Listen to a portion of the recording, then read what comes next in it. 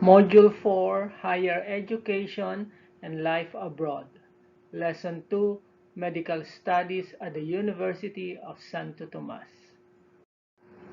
Target: describe Jose Rizal's experience as a student at the University of Santo Tomas.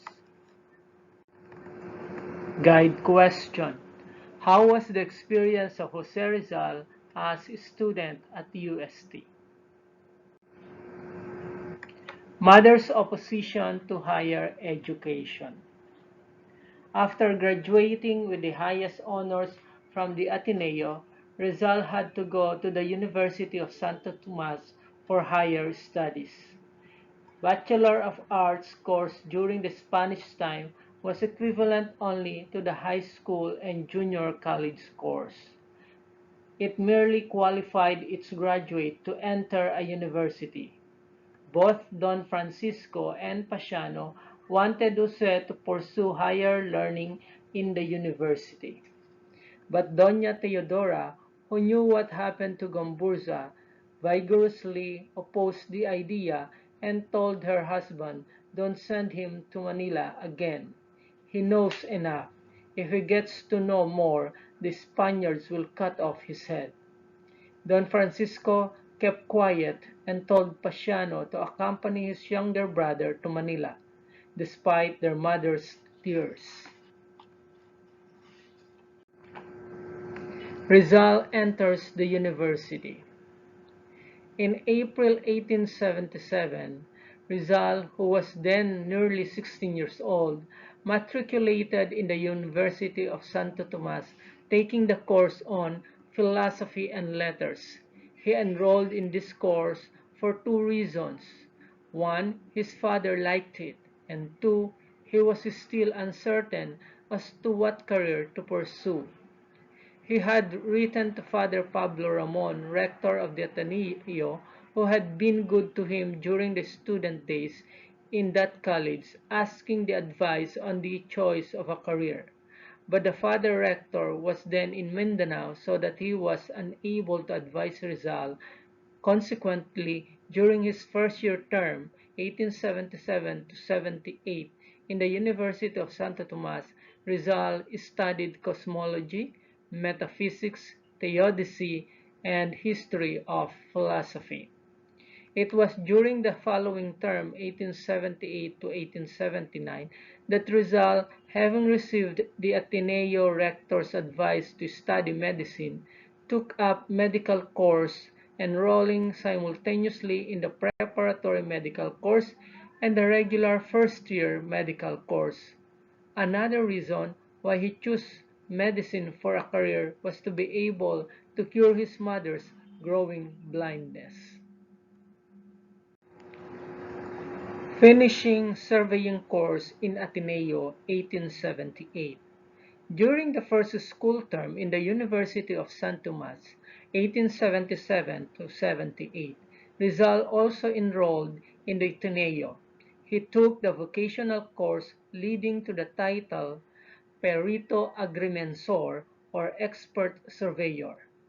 In those days, it should be remembered, the colleges for boys in Manila offered vocational courses in agriculture, commerce, mechanics, and surveying. Rizal, as usual, excelled in all subjects in the surveying course in the Ateneo, obtaining gold medals in agriculture and topography. At the age of 17, he passed the final examination in the surveying course, but he could not be granted the title as surveyor because he was below age. The title was issued to him on November 25, 1881. Romance with other boys. Notwithstanding his academic studies in the University of Santo Tomas and extracurricular activities in the Ateneo, Rizal had ample time for love. He was a romantic dreamer who liked to sip the nectar of love. His sad experience with his first love had made him wiser in the ways of romance. Shortly after losing Segunda Katigbak, he paid court to a young woman in Calamba. In his student memoir, he called her simply Miss L, describing her as fair with seductive and attractive eyes. After visiting her in her house several times, he suddenly stopped his wooing, and the romance died a natural death. Nobody today knows who this woman was. Rizal himself did not give her name. Hence, her identity is lost to history. However, he gave two reasons for his change of heart, namely, 1. The sweet memory of Segunda was still fresh in his heart, and secondly, his father did not like the family of Miss L.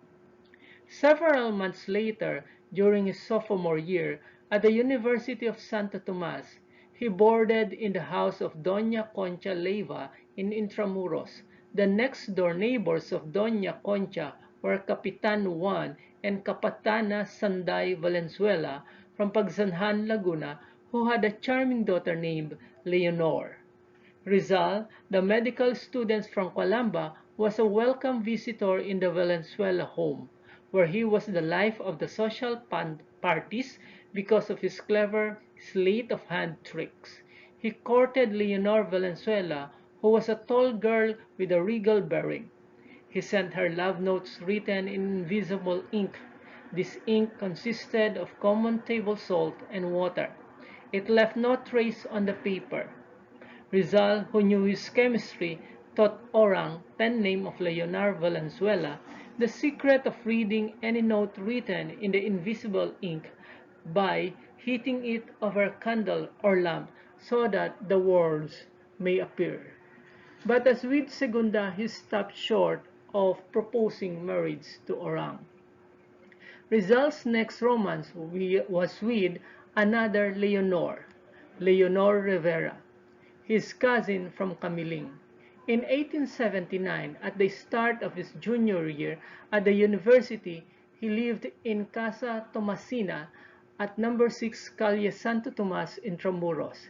His landlord uncle Antonio Rivera had a pretty daughter Leonor, a student at La Concordia College, where Soledad, Rizal's younger sister, was studying. Leonor, born in Camiling, Tarlac on April 11, 1867, was a frail, pretty girl, tender as a budding flower, with kindly, full, watchful eyes. Between Jose and Leonor sprang a beautiful romance. They became engaged.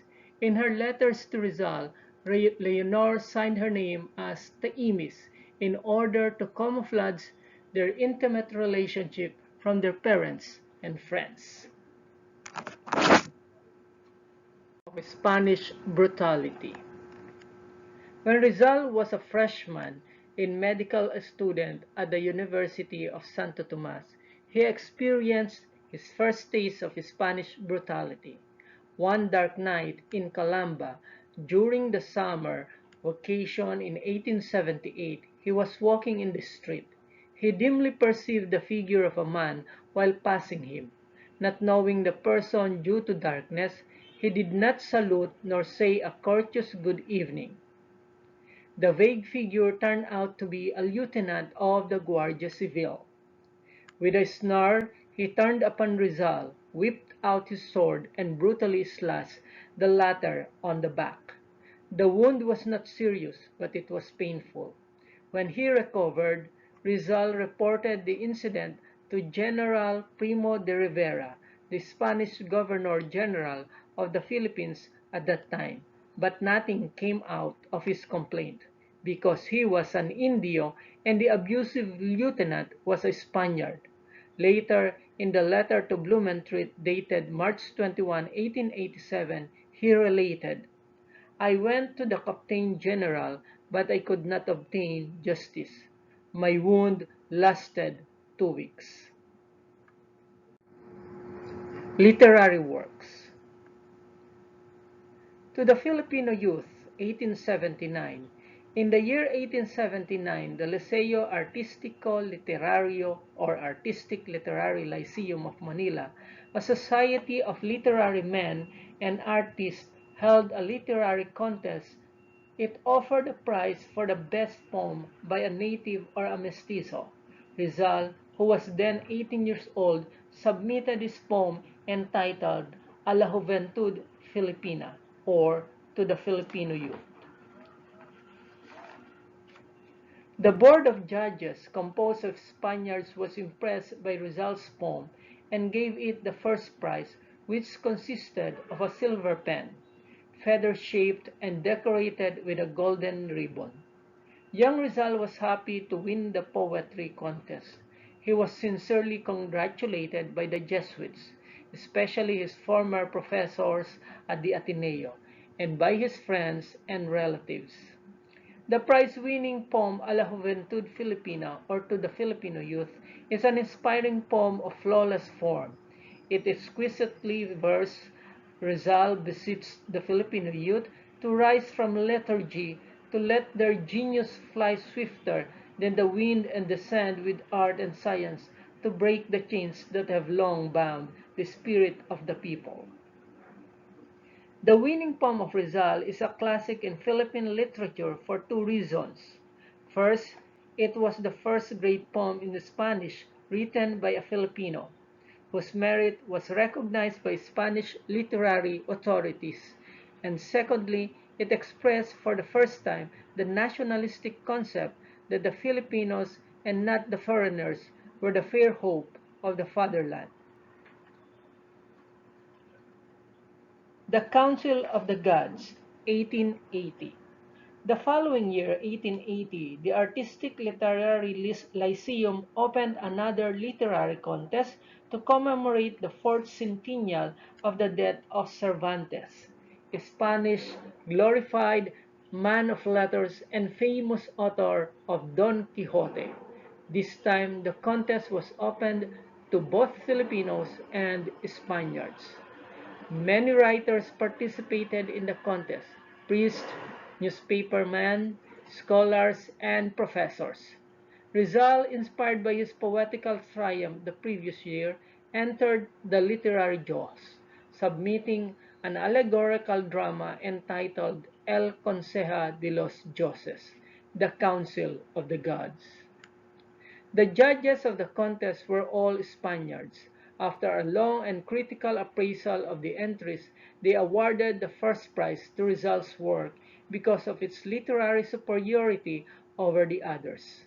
The Spanish community in Manila, spearheaded by the Spanish press, howled in great indignation against the decision because the winning author was an Indio.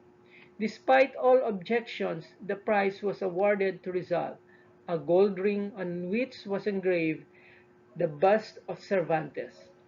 A Spanish writer, D. N. del Puno, won the second prize. For the first time in history, an Indio, a 19-year-old Filipino medical student at that, excelled in a national literary contest, defeating several Spanish writers of his time in Manila. Rizal was particularly happy, for he proved the fallacy of the alleged Spanish superiority over the Filipinos and revealed that the Filipino could hold his own in fair competition against all races. The winning allegory of Rizal was a literary masterpiece based on the Greek classics. In writing it, Rizal, although a student at the University of Santo Tomas, was aided by the kind Father Rector of the Ateneo in securing the needed reference materials. The allegory established a parallel among Homer, Virgil, and Cervantes. The gods discuss the comparative merits of these great writers and finally decide to give the trumpet to Homer, the lyre to Virgil, and the laurel to Cervantes. The allegory gloriously closes with the maids, nymphs, satyrs, and other mythological characters dancing and gathering laurels for Cervantes. Other literary works. Aside from two prize-winning works mentioned above, Rizal, although studying medicine, produced other poems and a zarzuela.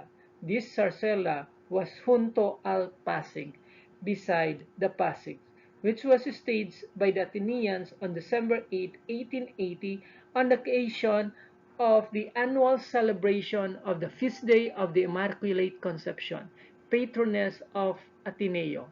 He wrote it as president of the Academy of Spanish Literature in the Ateneo.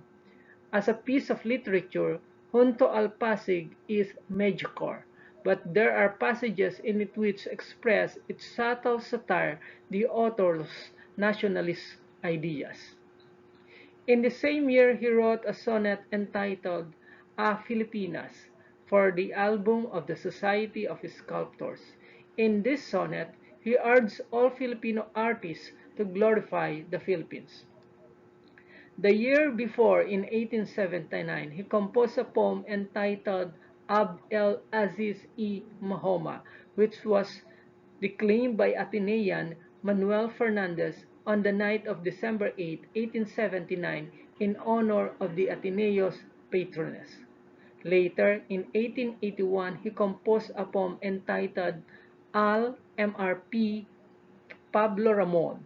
He wrote this poem as an expression of affection to Father Pablo Ramon, the Ateneo rector who had been so kind and helpful to him.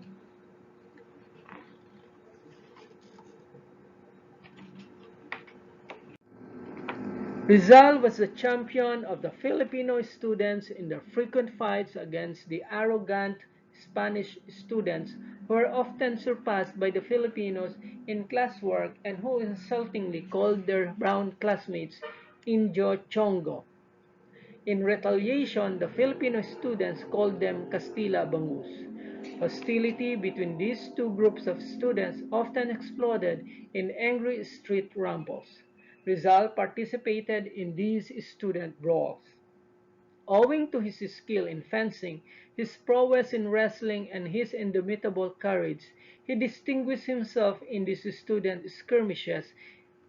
In 1880, he founded a secret society of Filipino students in the University of Santo Tomas called Compañerismo, or Comradeship, whose members were called Companions of Jehu after the valiant Hebrew general who fought the Armenian and ruled the kingdom of Israel for 28 years.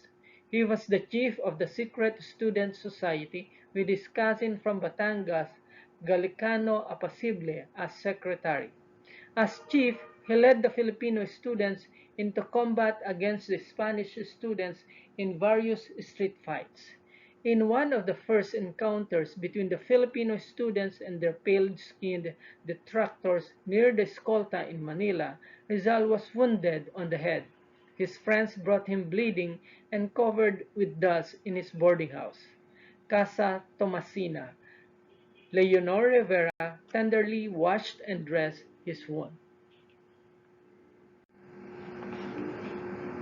Rizal, Ateneo's boy wonder, found the atmosphere at the University of Santo Tomas suffocating to his sensitive spirit. He was unhappy at this Dominican institution of higher learning because the Dominican professors were hostile to him. The Filipino students were racially discriminated against by the Spaniards, and the method of instruction was obsolete and repressive. In his novel El Filibusterismo, he described how the Filipino students were humiliated and insulted by their Dominican professors and how backward the method of instruction was, especially in the teaching of the natural sciences. He related in chapter 13, the class in physics, that science subject was taught without laboratory experiments. The microscope and other laboratory apparatuses were kept inside the showcases to be seen by visitors, but the students could not even touch them. Because of the unfriendly attitude of his professors, Rizal, the most brilliant graduate of the Ateneo, failed to win high scholastic honors, although his grades in the first year of the philosophy course were all excellent. They were not impressive in the 4 years of his medical course. His scholastic records in the University of Santo Tomas were as follows.